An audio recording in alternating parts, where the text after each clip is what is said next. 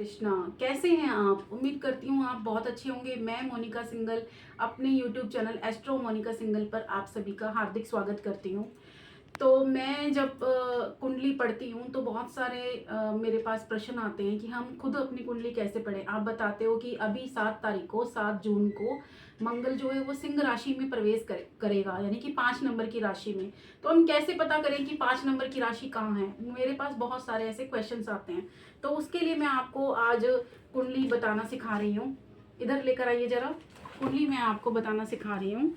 तो सबसे पहले हमें एक लगन चार्ट बनाना है। इसको कहते हैं लगन चार्ट।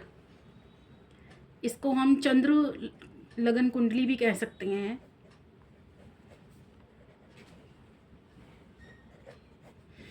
इसको हम चंद्र लगन कुंडली भी कह सकते हैं। तो सबसे पहले आपको इस तरीके से एक बॉक्स बनाना है। ये जो बॉक्स है इसमें ऐसे लाइन डालनी है, ऐसे लाइन डालनी है, फिर आपको ऐसे लाइन डालनी है, ऐसे लाइन डालनी है, ऐसे लाइन डालनी है, ऐसे लाइन डालनी है। अब ये लगन चंद्र लगन कुंडली क्या होती है? चंद्र लगन कुंडली का मतलब होता है कि जब हम पैदा होते हैं उस टाइम पे चंद्रमा जब हमारे पैदा होने पर आकाश में किस स्थिति में था वो हमारा चंद्र लगन कुंडली कहलाता है। तो सबसे पहले यहाँ पे देखिए, ये हमने फर्स्ट हाउस से कुंडली स्टार्ट करनी है। इसको हम काल पुरुष की कुंडली भी बोलते हैं। काल पुरुष कुंडली, इसको हम काल पुरुष की कुंडली भी बोलते हैं। ये हमने जैसे 1 नंबर लिया है, 2, 3, 4, 5, 6, 7, 8, 9, 10, 11, 12। तो ये मैंने जो गिनतियाँ लिखी हैं, ये 12 जो हैं इनको हम हाउसेस बोलते हैं। हाउसेस यानी कि भाव। और जो पहले नंबर से मैंने स्टार्ट किया और ये एंटी क्लॉकवाइज चलता है, जैसे 2, 3, 4, 5, 6, 7, 8, 9, 10, 11, 12। इस तरीके से हमें पता होना चाहिए कि 12 हमारी राशियां होती हैं और 12 हमारे भाव होते हैं, और हर भाव का कोई ना कोई मालिक होता है। ये सब हमें पता होना चाहिए। तो सबसे पहले हम 12 राशियों की बात करें। 1, 2, 3, 4, 5, 6, 7, 8, 9, 10, 11, 12। तो पहली राशि हमारी होती है मेष राशि, जिसे हम इंग्लिश में एरियस राशि भी बोलते हैं।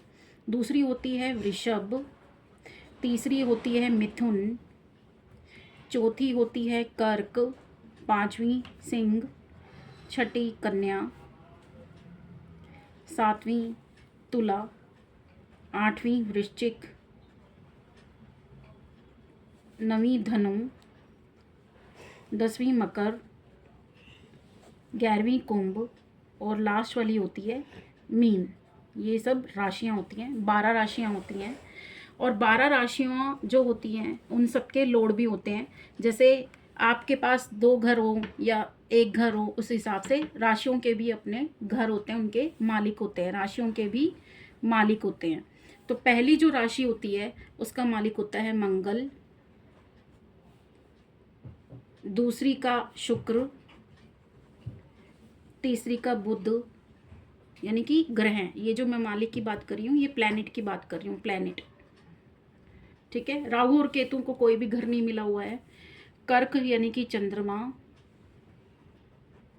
सिंह यानी कि लियो मतलब सिंह मतलब सूरज, कन्या यानी कि अगेन बुध,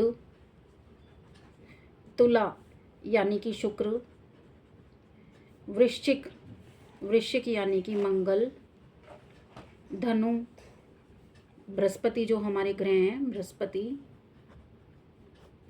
मकर कुंभ ये दोनों शनि प्लैनेट को रूल्ड होते हैं, शनि प्लैनेट है इनका दोनों का, और मीन अगेन बृहस्पति।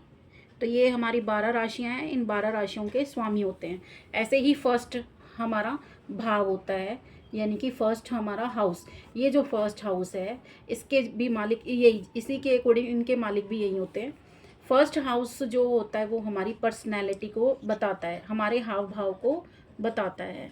पर्सनैलिटी या हमारी शारीरिक रचना, जिसमें हमारे बाल, हमारी त्वचा, ये सब आ जाती है। शारीरिक त्वचा, हमारा मानसिक जो स्टेटस होता है, शारीरिक और मानसिक स्टेटस, ये हमें अपने फर्स्ट हाउस से पता लगता है। सेकंड हाउस जो होता है, जिसको हम सेकंड भाव बोलते हैं, वो हमारा धन संचय का, हमारे परिवार का धन संचय, परिवार और वाणी, आँख, इनका हमारा होता है। आँख हमारी कैसी रहेगी, हमारी वाणी कैसी रहेगी, हम अपने परिवार में कैसा रिलेशन बनाएंगे, पैसा कैसे हम जोड़ेंगे। तीसरा जो हाउस होता है वो हमारा होता है भाई का हाउस। भाई, और जो हमारे लघु यात्राएं यानी कि शॉर्ट ट्रैवल्स जो हमारी होती हैं, यात्राएं, इनका हमारा कम्युनिकेशन का भी होता है। फोर्थ हाउस हमारे माँ का होता है, यानी कि माता का हाउस होता है। और हमारे जो घर का वातावरण होता है, घर का वातावरण, घर में हमें प्रॉपर्टी मिलेगी नहीं मिलेगी, फर्नीचर वगैरह, ये सब। फिफ्थ जो हाउस होता है वो हमारी जो लव अफेयर्स होते हैं, जैसे कईयों के लव अफेयर्स होते हैं, उनके बारे में। जो हमारी क्रिएटिविटी है, जो हमारी क्रिएटिविटी, रियल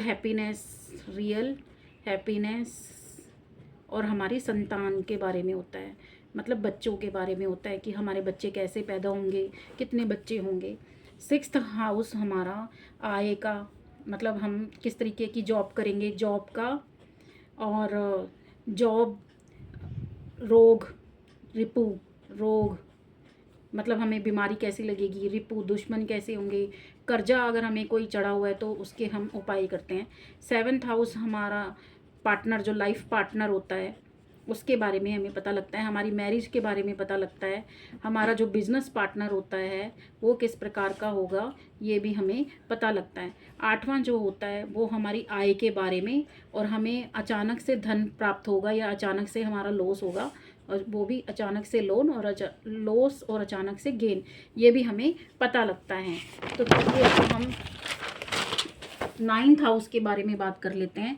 नाइन्थ हाउस या नाइन्थ भाव, ये हमें बताता है कि हमारे घर में जो पिता है उसका स्वास्थ्य कैसा होगा, जो हमारे घर में परंपराएं हैं वो हमें कैसे प्राप्त मिल रही हैं, हम परंपराओं के विपरीत जा रहे हैं या नहीं, या मतलब इंटरकास्ट मैरिज कर रहे हैं या नहीं, ये हमें इससे पता लगता है। साथ में हमें यहाँ से पता लगता है हमारे भाग्य का, और हमारी जो एंसेस्टर्स प्रॉपर्टी होती है, एंसेस्टर्स प्रॉपर्टी के बारे में भी यहाँ से हमें पता लगता है। हमारा भाग्य, देखो कुंडली में ये हाउस बहुत इंपॉर्टेंट है क्योंकि यहाँ से हमारे भाग्य का पता लगता है। तो चलिए अब हम 10वें भाव के बारे में, ये हमारा कर्म का भाव है कि हमें कर्म किस प्रकार से करना है, हमें उसका फल कैसे मिलेगा। और 11th हाउस हमारी घर, जो भी हमारी आमदनी है, आय, हमारे दोस्त, हमारा सामाजिक जो दायरा है वो किस प्रकार का होगा, ये सब पता लगता है। सामाजिक दायरा, हमारे दोस्त, और हमारे प्रॉफिट हमें कैसे होंगे, या धन, इच्छाएं, हमारी इच्छाएं या लाभ, ये सब बता